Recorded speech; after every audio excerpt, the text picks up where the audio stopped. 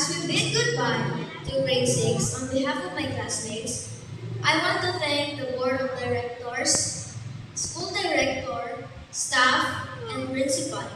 Your support and guidance have meant the world to us, especially to our advisor, Ma'am May A. Henry Bustamante, for the patience in teaching us and thank you for the support and love. To our families, thank you for your love, support, your sacrifices. Ma, Pa, thank you kaayo sa walay katapusang suporta o paghigugma. Salamat kaayo. I also would like to thank my classmates for the joyful experience we shared. The laughter, the late night chicas in RGC, and the friendship we built.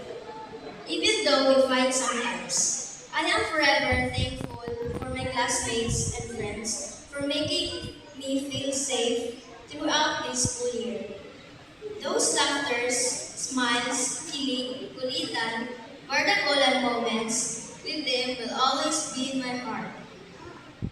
Those pictures and videos of them in my phone are for sure gonna stay here in my gallery forever.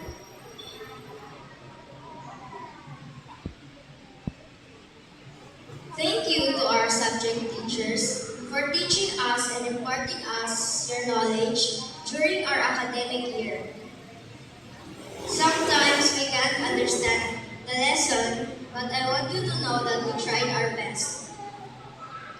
Our section isn't perfect.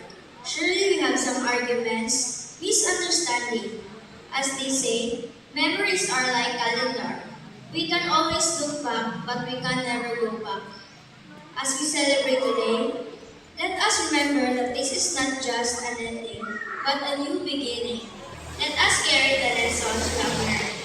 I want to express my gratitude to God for guiding us on this journey. Without you, God, we're not here today. Thank you, God, for guiding us always.